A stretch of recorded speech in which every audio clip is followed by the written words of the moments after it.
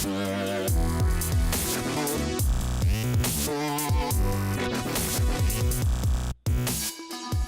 there, my name's Allan and I'm the Tardis Guy. I'm a prop builder from Melbourne in Australia, and in this video I'm going to talk about planning, processes, safety and tools, possibly not in that order.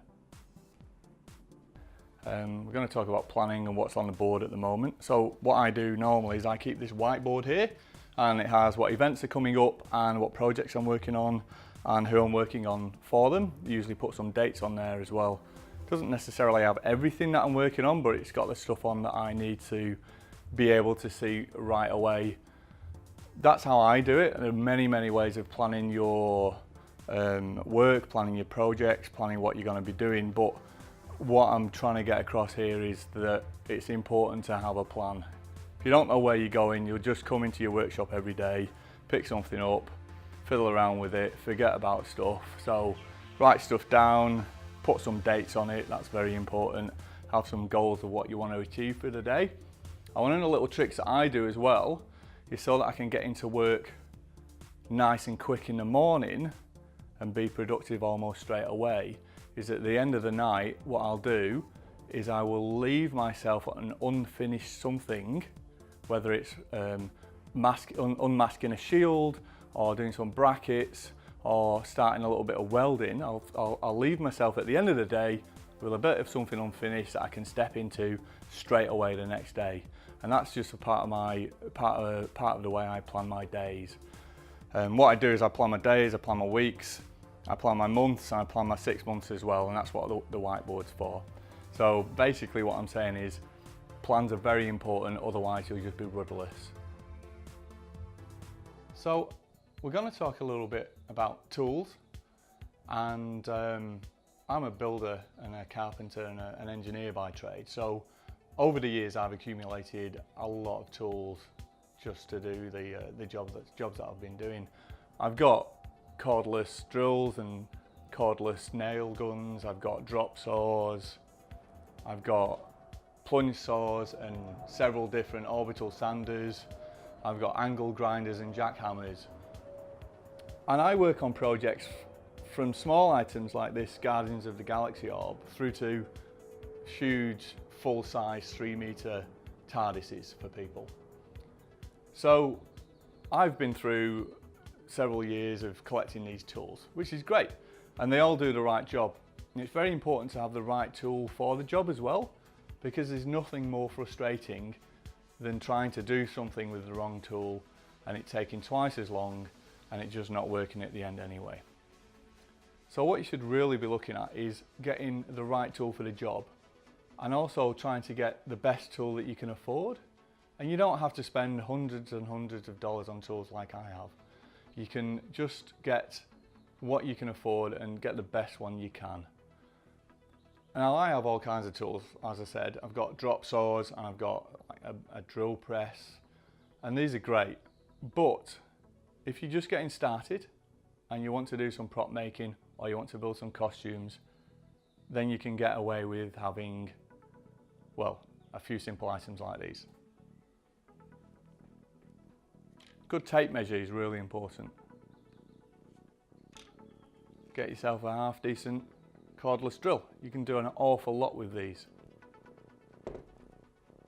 Stanley knives are really good. Get yourself a really good knife that you can resharpen. A good knife is worth its weight. A decent straight edge. Get yourself a few screwdrivers as well. They're really good. Cheap heat gun, as cheap as you like. I've had this one for a long time, didn't cost me very much at all. And of course, a glue gun. It's amazing what you can do with a glue gun. They'll stick just about anything to anything. And if you're making simple costumes or you're working with foam, this stuff is really cool. And there's an awful lot you can do. It won't cost you a lot of money either. So, right tool for the job, buy the best you can, and off you go. So we're going to talk about safety and PPE, personal protective equipment. It's probably the most important thing that I do, because without the safety, if something goes wrong, I don't have a job anymore. So some of the things I use on a daily basis are goggles, eye protection, when I'm grinding, sawing, cutting, welding, whatever I'm doing. Very important, protect your eyes. Another thing that I use on a daily basis are my earmuffs. So these go on with just about everything I do, if it's even slightly noisy. And I do a lot of noisy stuff. You can make sure you get some decent ones as well. If I'm spraying, I'll wear a decent respirator, not a paper one that's got actual filters that you can clean and change. And they come in different grades, as do the earmuffs as well.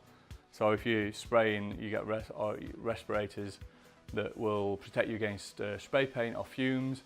I use a really high level one which will protect against everything, including resin, because resin dust is incredibly horrible. Something else a lot of people don't know as well is that cutting and sanding MDF is really bad for you, so you need a respirator then as well. Goggles, ears, respirator as well. Another thing that I use when I'm welding as well, big gloves. Big gloves, and when I weld I use a long shirt as well. You'll see a lot of welders, they'll get a tan from the flash. That's not good. And you need to really have a good welder's mask as well, because the flash from the weld will actually give you really painful eyes. Don't skimp on your safety gear, make sure you wear it. Some of the things that I've seen are not pretty. I've shook the hands of a lot of carpenters that have got one less finger. I'm lucky that I've still got all of mine at the moment, and I hope I keep it that way as well. So yeah, safety, keep it in mind. And if you're feeling tired, or you've been working for a while, or you feel a bit shaky, make sure you drink, get some sugar in you, stop work, because it's not worth it. It's really just not worth it. I try and keep this at the forefront of my mind every day, because as soon as you become complacent, you're shaking somebody's hand with 4 fingers. So safety, it's cool. So we're going to talk about process, and I don't just mean the process that might be involved in how we get this into something like this, but the processes that I use on a daily basis. Prop making is a multidisciplinary craft, and there's an awful lot of, there's welding, there's steel work, there's woodwork, grinding, working with resins and fiberglasses, foam, paper. And it's a very broad industry. So what I'm trying to say is you don't necessarily need to be the master of anything, but you will need to learn a lot, or learn a little about a lot of things. And you can only really do that by getting involved and trying it out. But most important, listen to the people that are out there and learn everything you can. Try everything you can as well. Try not to turn things down because you don't think it's quite for you. Give it a go. There's a massive community of people out there that are willing to share their information as well. And there's professional prop builders like myself, quite happy to talk to you on any level about any of your projects. There's huge amateur prop makers and enthusiasts, people working at home. So yeah, get involved and learn everything you can. Be part of the community, and I think you'll find it really rewarding. Thanks very much. I hope you found that useful. If you'd like to know more or see some of the work that I do, you can find me on my Facebook page, The Tardis Guy, and I'm also on Instagram and Twitter by the same name. So go build props.